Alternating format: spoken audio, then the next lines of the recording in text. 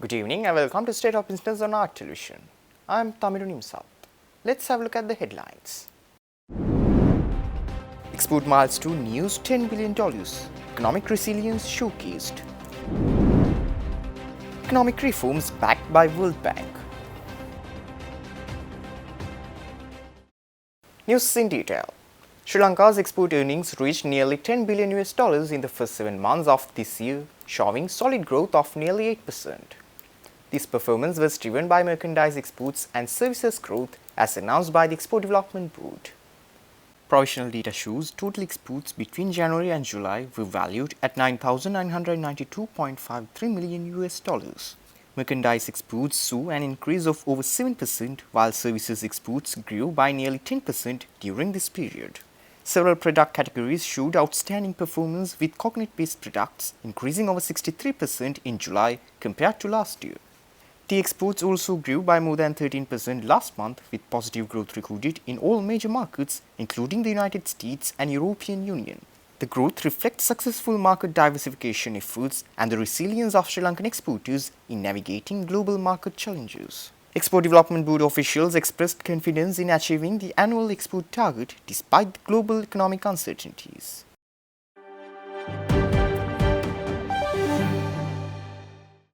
The Presidential Secretariat hosted World Bank representatives to discuss Sri Lanka's customs modernization program. The initiative aims to enhance revenue collection and streamline trade processes with international support. Secretary to the President Dr. Nandika Sanatkumanayake chaired the meeting, while included officials from the newly established Revenue Administration Reform and Modernization Bureau and World Bank delegates. The World Bank commended Sri Lanka's commitment to modernizing customs operations and pledged expert guidance and institutional support for the program.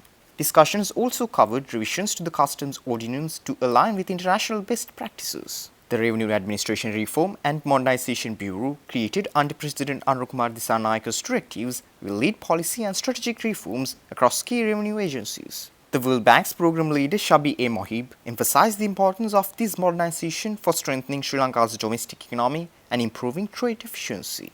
The collaboration marks a significant step toward digitizing and modernizing Sri Lanka's revenue infrastructure.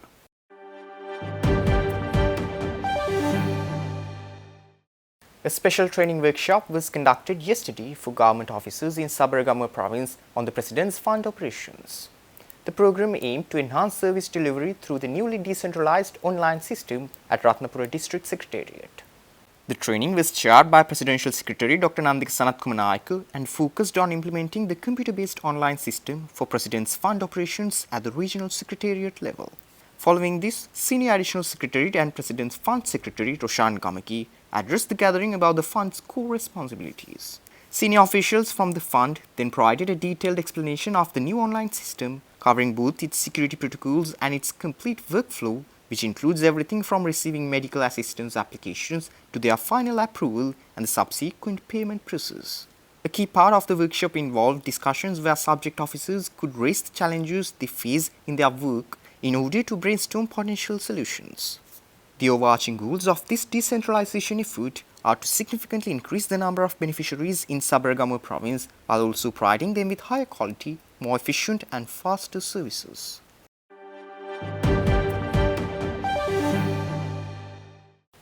Stay tuned. We will return after this short commercial break.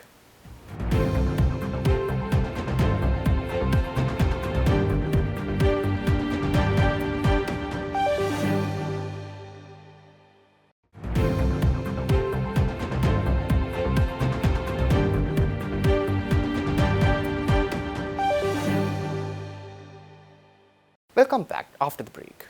The United Kingdom and Sri Lanka signed a bilateral debt agreement recently, implementing the terms previously agreed upon with the Official Creditor Committee. The deal allows Sri Lanka to resume interest payments immediately while granting a grace period on principal repayments until 2028. The newly signed agreement enables Sri Lanka to resume interest payments to UK Export Finance immediately while granting a crucial grace period on principal repayments until 2028. This arrangement directly results from the debt restructuring agreement reached in June 2024 between Sri Lanka and the Official Creditor Committee. British High Commissioner Andrew Patrick emphasized that this agreement represents a key step toward restoring Sri Lanka's debt sustainability and rebuilding investor confidence, both essential components for sustained economic recovery. The agreement is expected to provide breathing space for Sri Lanka's economy, which has been working to recover from the 2022 economic crisis. Once Sri Lanka begins making interest payments, UK Export Finance will initiate the process of reassessing its cover position for the country, potentially opening doors for enhanced trade financing and international investment opportunities.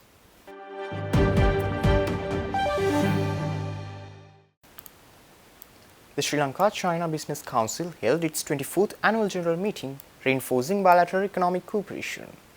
Key discussions highlighted China's role as Sri Lanka's largest foreign investor and plans to address trade imbalances.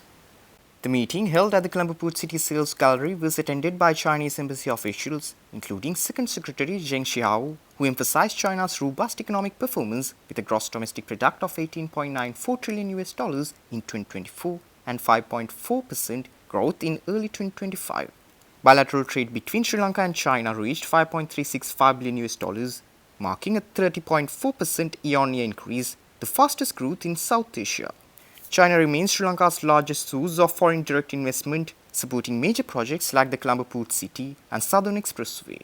The Business Council President Harun Kadur acknowledged the trade imbalance, with Sri Lankan exports to China at $250 million compared to imports exceeding $3 billion, and outlined plans to promote local exports and enhance Sri Lanka's participation in platforms like the Canton Fair.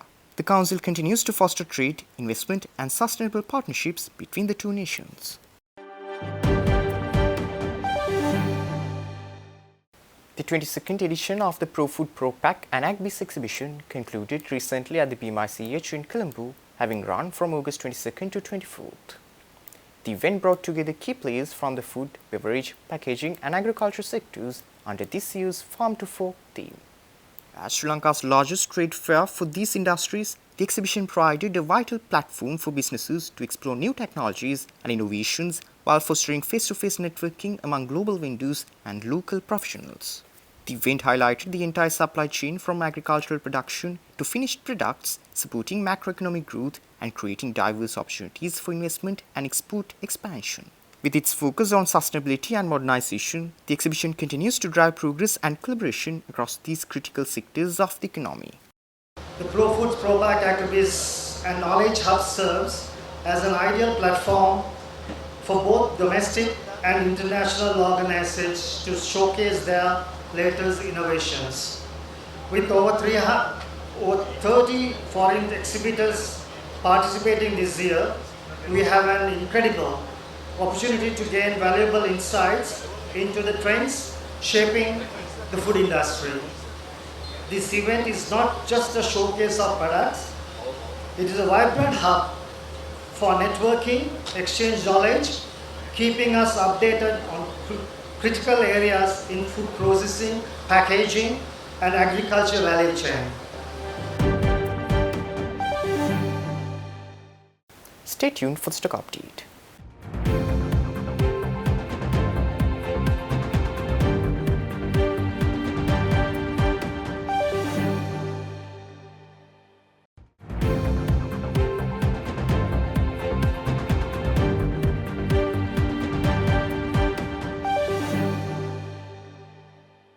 Trading at Colombo Stock Exchange ended on negative notes today.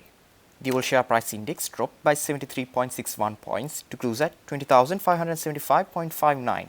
The S&P SL20 dropped by 47.33 points to close at 6,042.51. The turnover was over 4.4 billion rupees and over 133 million shares were traded. Up next are forex rates.